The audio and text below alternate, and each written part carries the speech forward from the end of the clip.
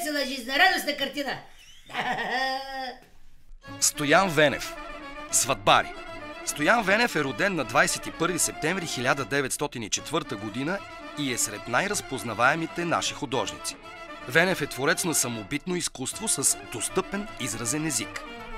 Живописец, карикатурист и график.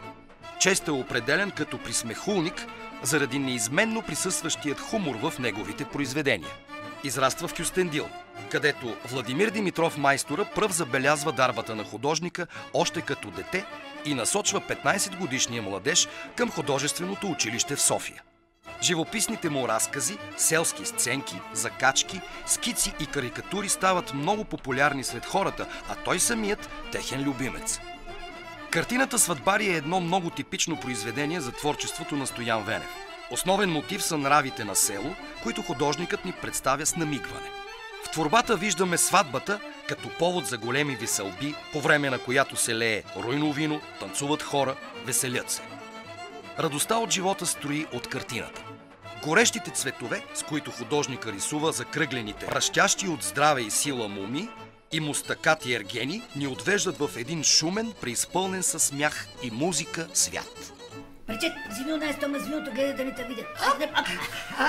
Хайде, пи. От сватбарите стомна с вино. Дай не ме.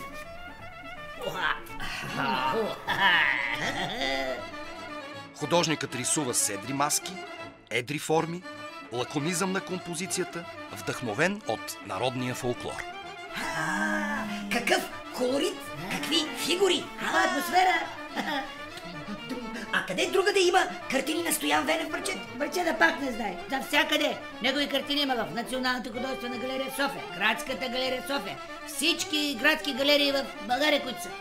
Дори има в Пушкиновия музей. Москва. Сериозно? Да. Ами давай да ходим към Москва. Отиваме. Бързо.